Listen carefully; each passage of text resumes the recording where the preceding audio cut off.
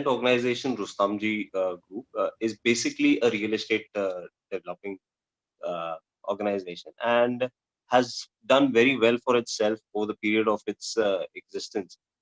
And you can definitely say that amongst the top five developers in Mumbai market, we definitely are amongst the top five developers that are there. And our promoters, Mr. Baman Irani and Mr. Percy Chaudhary, uh, have not been into the construction segment, since their inception, or they started at. They were from different fields, and it was not a family business, to be put it across that. So, and they made very good success over a very short period of time, and that's where they thought that it is very ideal that they should give back and work towards giving it back to the society, kind of a understanding with the philanthropic approach to it. So we started RAGC, Rustamji Academy for Global Career, started back in 2008 on the 1st of January, uh, as a CSR initiative of Rustamji, basically. And it was as and how we started picking up that we, over a couple of periods of time, we started making profit, and that's where it turned into a private limited. But it was always formed with the thought process that it's a mission where we give back to the society. And our promoters have been a very strong believers of the value of education and the value of right type of education and right type of skilling. Hence, when we were, when the inception, I would rather say, happened of RAGC, there was this tagline which became very famous in 2000, post 2014. So that was making India the skill capital of the world. So we had this tagline attached to us back in 2008 when we formed this, and this also became, very coincidentally, the tagline of the Skill India mission that has been initiated by the government after 2014, part of it. So, if I have to sum it up, uh, the idea of formation of RAGC was in three folds. Rather, I would put it across. One was uh, providing skill training employment to every youth that we could reach out to, and give them the opportunity of either taking up an employment, or creating employability opportunities for them, or else help them promote entrepreneurial spirit, especially for those who had that kind of an urge within them, identifying those particular their desires, and support them and take them to that journey.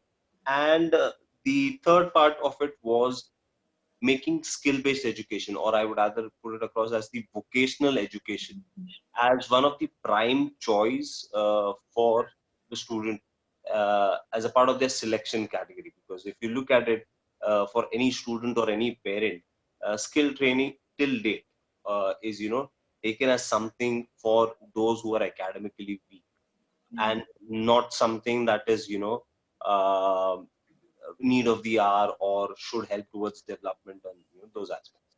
So that mindset is what we had to change, and that's where our entire journey started towards building RAGC as a brand, which is a sought after and probably looked upon brand in terms of vocational spaces, which we would say that we have fairly reached to that position. So yeah, that's how it is.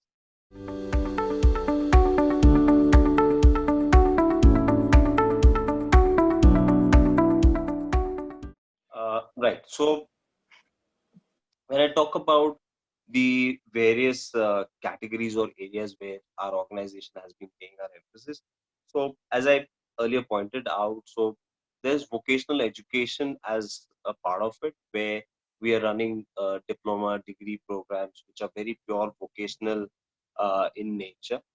Okay, giving that the child the progression pathway, because as of now the one that was available, at least till a year back, I would say, was limited only to ITI as one of the professions, which could then be merged into an engineering or a diploma polytechnic kind of a pathway.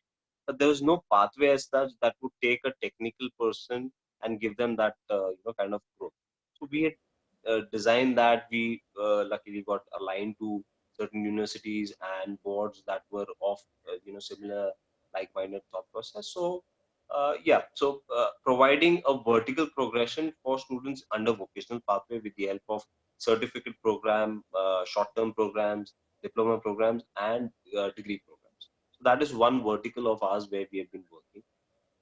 The other vertical of ours has been into skill training. So that's where we partnered with the Skill India initiative and movement of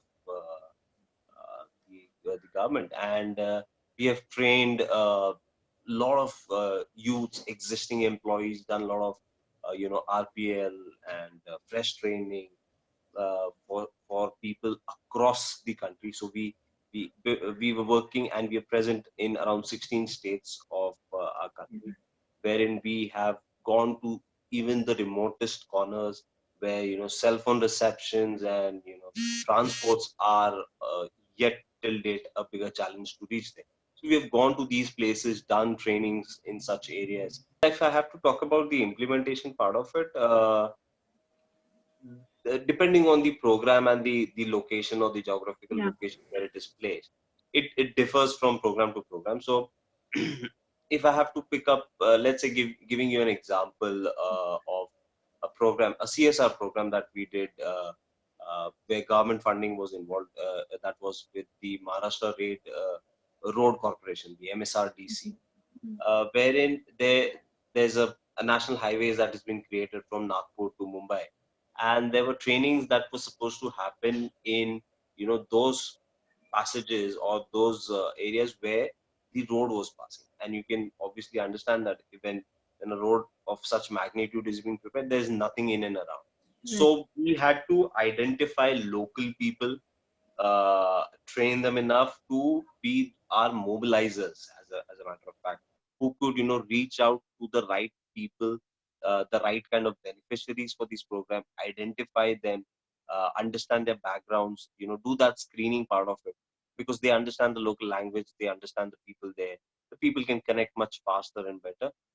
And that's how we used to identify the right candidates, and then basis on that, our trainers had we the two things you what I would put across, that has ensured us retaining our brand value till date over the last 12 years has been our academic delivery and our entire delivery methodology and pedagogy that we have worked across and developed year after year after year over the last 12 years.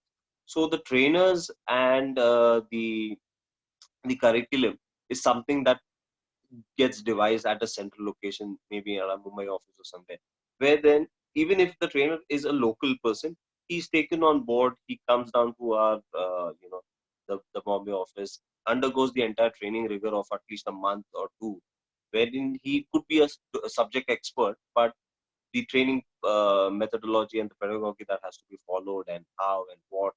So those part of it is something that is covered here, and then those people are mobilized to wherever the locations are, and they work there. And the third cycle of any project is on completion, providing them the opportunities to either do their own venture or get a placement. So that's where we try and we reach out to as many local organizations and companies and infrastructure that is already there, so that the demand and the supply chain is addressed in within the geographical location. So it does not create a migrating dependency on that particular state, because what generally happens is there's a need of a particular skill set, uh, let's say in areas like Solapur.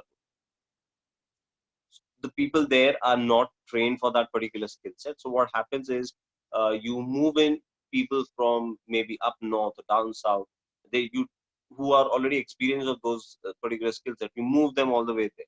What are you doing is you're adding more burden to the existing infrastructure, whatever good or bad it is, and burdening the resources that are already very restricted in those kind of remote areas. Let's say Latur, where we were. there is already a very drought of water scarcity that is affecting that place. And adding another 100 to 100% in that particular area, just adds on to the burden. So our focus has always been to ensure that the demand and supply chain gets met within the geographical boundaries itself, so that it becomes a sustainable, ecosystem that we could create. So yeah, that's for the programs there. Okay. But Yeah. while coming back to the category part of it, where I was addressing, so the skill training is what I mentioned. Along with that, we are also into CSR, where we are taking up government projects, where we're taking private companies and multinational brands, MNCs. We're doing CSRs for them. There are a lot of banks that we are working with. So yeah, these are a couple of areas where we're working as CSR. We are also into corporate training as one part of our vertical, where we train corporate engineers, supervisors, technical staff. No soft skills, only technical hardcore skilling. So that's another area where we are, present very dominantly, and trainings for those areas are happening around, at least in around 5 6 states of our country. So these are the various categories that we are basically, working on. Women empowerment, which you rightly mentioned, is one such wing, where our focus and emphasis has been into not only, getting a particular uh, a woman employee or a candidate to just be trained and, be deployed into an employment. We're looking more towards creating them as an entrepreneur.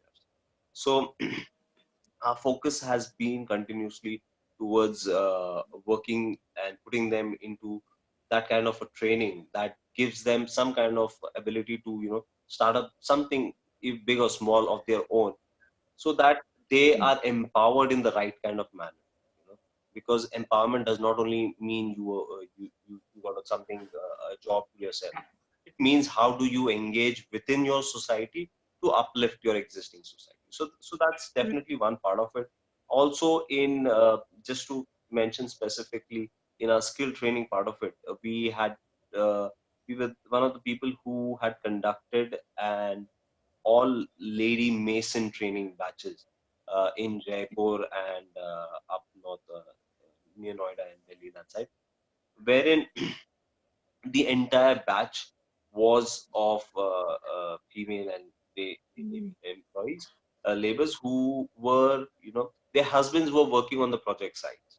And these were Okay. people who were, either taking care of their children on their labor hutment colonies, or were working as mere laborers of shifting materials from point A to point B. So that's Okay.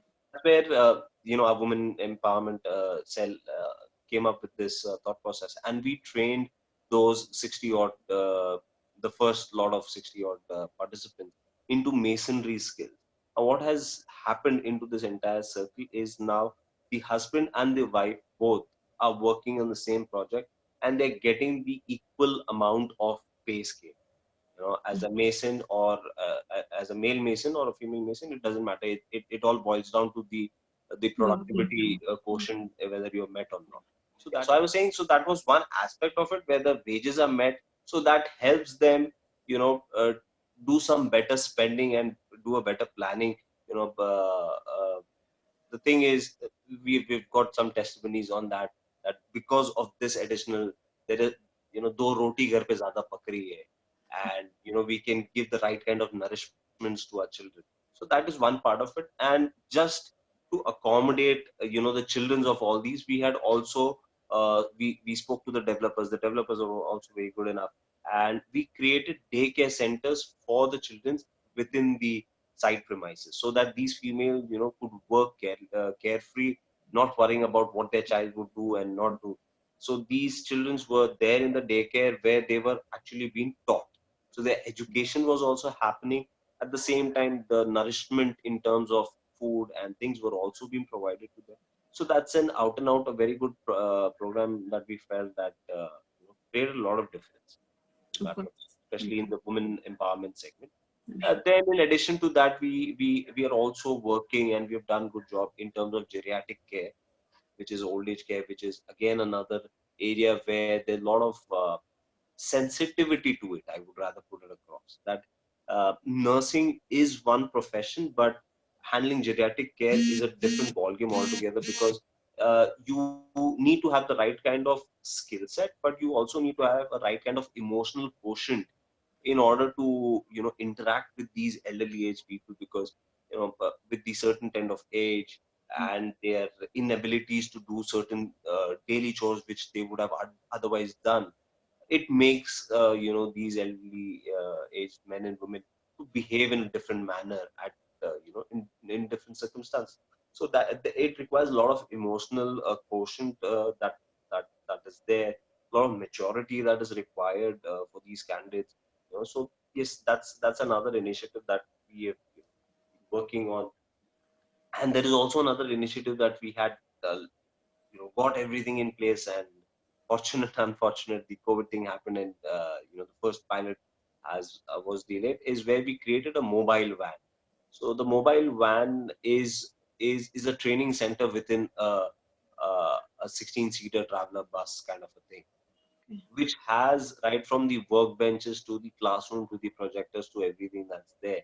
And the idea is that these vans go to the furthermost and the interiormost areas, uh, where we could go there, gather people with the help of the panchayat there, or the local sarpanches, and do a training there itself, get the van station there for a day 10 or get the training happening, get those people trained, and then help them with further opportunities.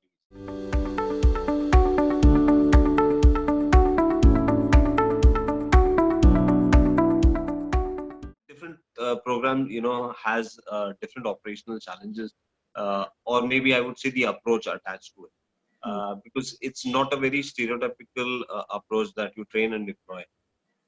The approach changes depending on the type of program. So I'd like to put across maybe two very specific programs. One such program was the program that we did with Airbnb and Yes Bank.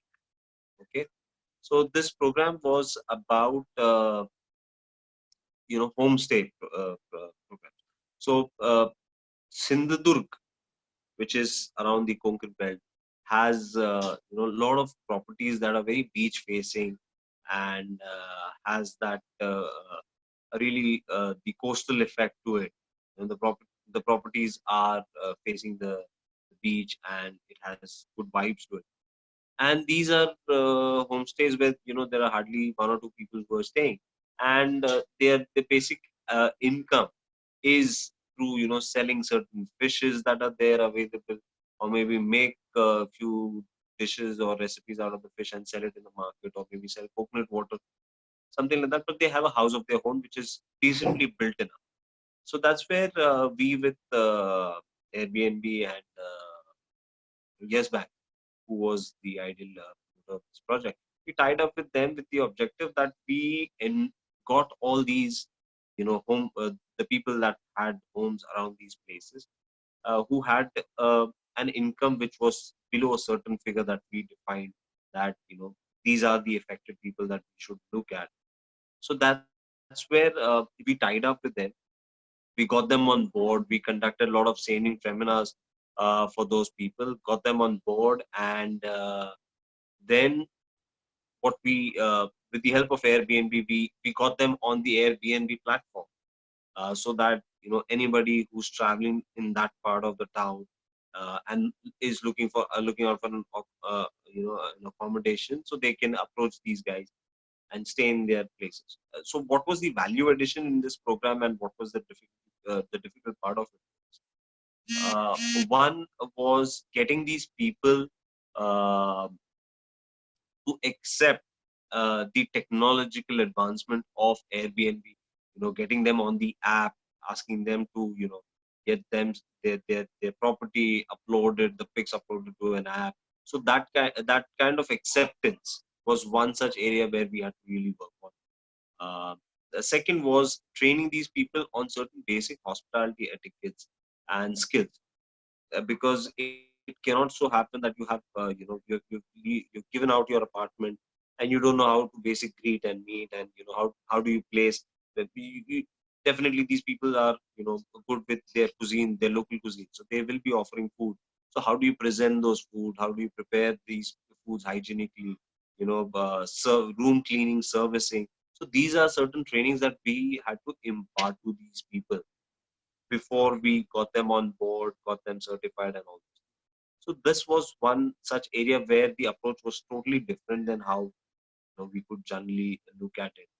The other area I would say was the training that we did with HUL, where I cannot give very specific details, but it was and for one of their uh, uh, affected project site, it was more like a livelihood mission that certain number of people were asked to. The plant was shutting down and they couldn't relocate themselves. So these people were then were we were asked by HUL that if we could provide them some additional training, because these were people who had worked with them for 10 years, 15 years, 20 years also, as a matter of fact. And now that since they have settled in that particular place and they cannot move along with the company where the company or the plant location is moving in, we were to look out for a livelihood for them within that particular locality. So then in that case, the approach was totally different. So it was, rather than train and then put them on job, it was first identifying a job based on their prior skill set and then train them for that additional particular skill set required by the organization. So then again, in these cases, there were certain challenges in terms of the age as a factor. The mindset that after the age of 45, 50, also I can yet look out for job opportunities, work for another additional 10, 5, 10 years, support. Because even though these people were in the age group, I would say between 35 to 49 was the, I think 49, 50 was the last age. So even though the people were within this age bracket, they had a lot of liabilities that were there on their head. So these kind of these initiatives that we had taken was also something that helped them, to carry on with their lifestyle, to carry on with their, work. Since a sustainable source of income has probably shut down. So there are a lot of people from that also who, with our guidance, started taking up an entrepreneurial. They started their own small business, I would say, and are doing pretty good. And we've got a lot of testimonies, even in this lockdown period, that they have been able to sail through and pull through and have done good for themselves and their families. So that's another area that I feel that operationally things have been a little different than the usual models. And the third one was specifically for the PWD, that is people with learning and learning and listening disability. So when we talk about these categories of people, the here the challenge was, to get them. The training on board was, yes, definitely one part of it, but to train them in sign languages for particular skill sets, that is a little difficult. Teaching them vocabulary, teaching them how to, a particular, I would say, a softer side of certain activities is yet a little easier even with the help of sign language. But teaching technical things in sign languages is very, very, very difficult. So we had to go through a lot of testing, pilot testing with the for the trainers before they could hit the floor and start teaching the, the candidates in actual. So we had got specialized people coming in with these kind of skill sets. We had to teach our own technical stuff, because a person who understands sign language may not be technically strong. So getting a technically sound person, then teaching that person a sign language so that he could communicate effectively. So that was another project where the challenges of reaching out to these people were very high. But the satisfaction at the end that we got once these guys were placed in, in organizations like Amazon and Flipkart and are doing very, very, very for themselves and their family. Uh, these people who at certain point of time were even, there are a lot of candidates that we had in our training who were disowned by their own family. So for them to have something on their own, and to support themselves, and now they can go back and support their parents or families who had earlier disowned them, is something that we feel is is kind of a good achievement.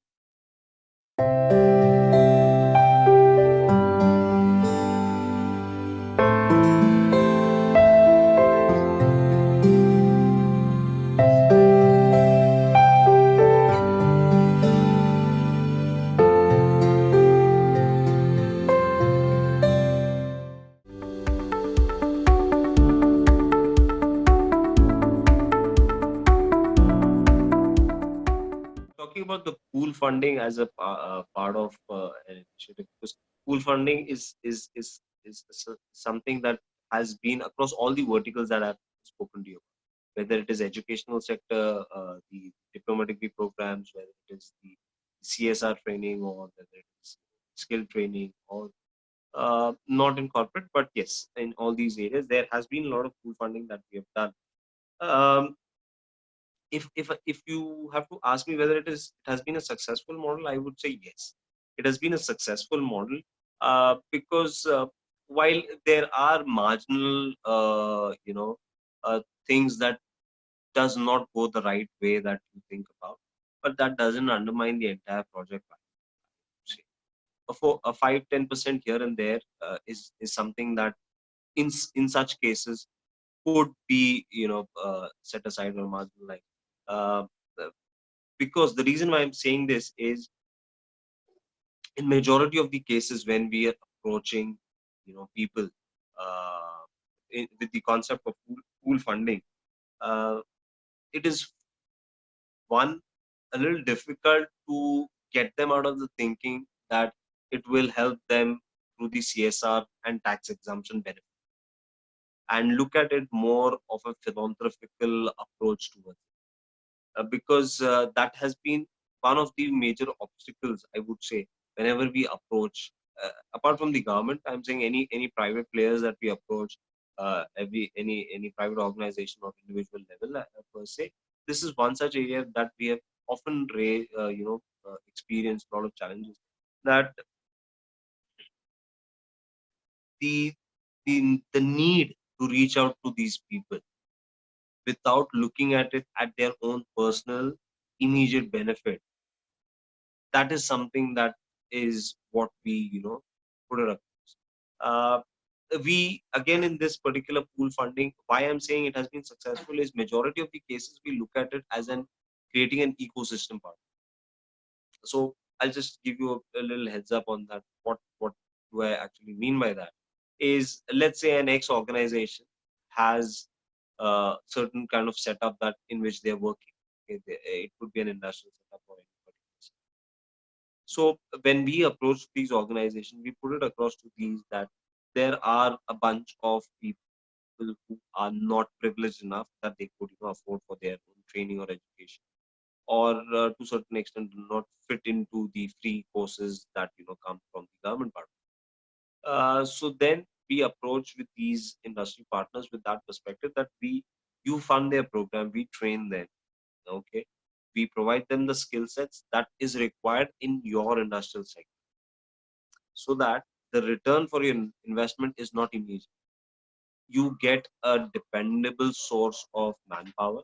So how does it help the organization is, a um, you have a very tailor-made person who is fit for your technical needs. Because if an organization requires 10 specific things as a skill set, we train the candidate in those 10 particular set of skill sets, so that these guys are very thorough with the kind of work that they're supposed to do, the kind of equipment, machineries that they're supposed to work. Because there's nothing generic.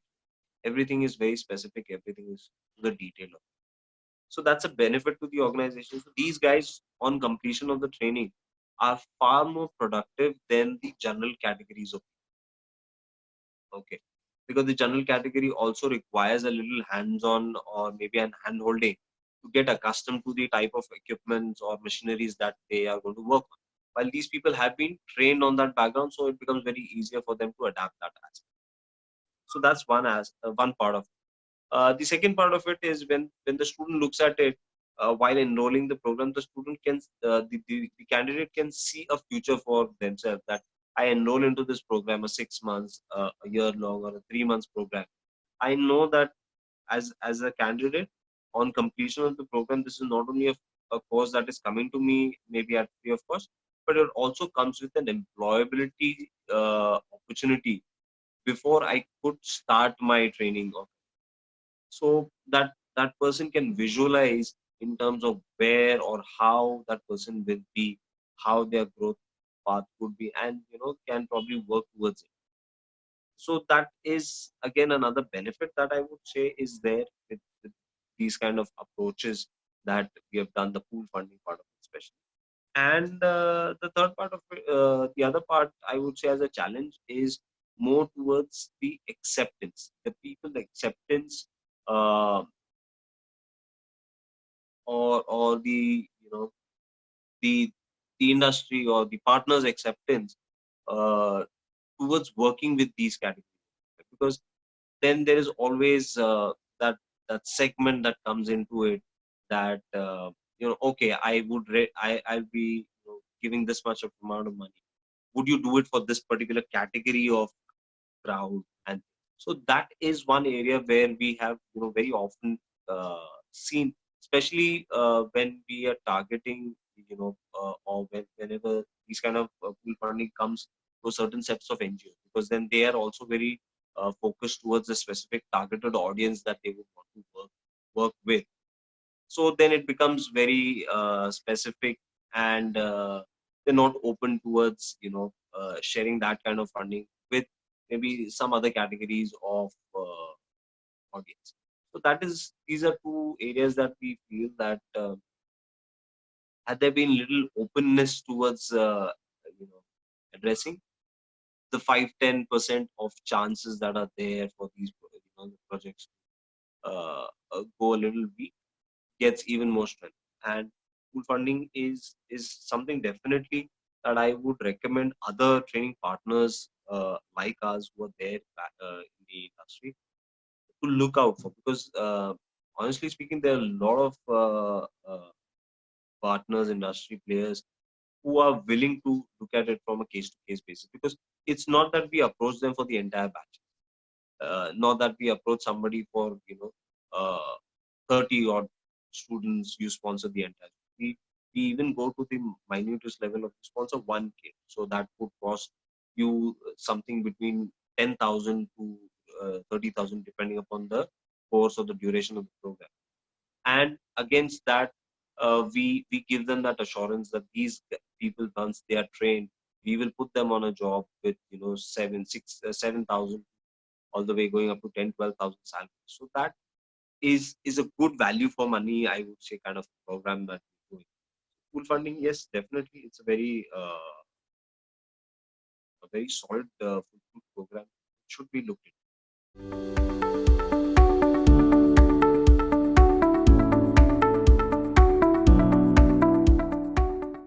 Yes. So, with regards to where we are looking forward in future, especially I'll answer this with specific to CSR.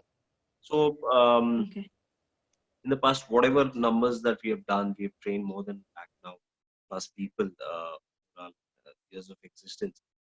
In specifically with terms of CSR, we're looking towards areas like healthcare.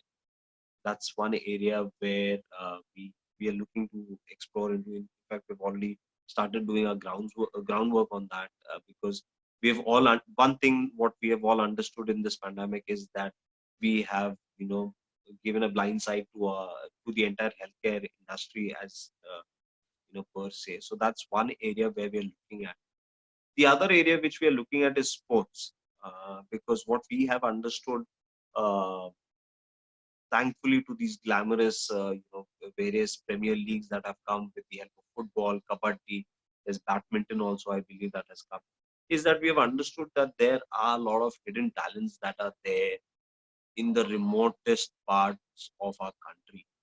So giving them that kind of right exposure, giving them that right kind of training, identifying people from these areas, giving certain sets of training for special coaches also. So sports is one such area where we are looking to reach out to, because that's an area where our country needs to, buckle up and pull up our socks.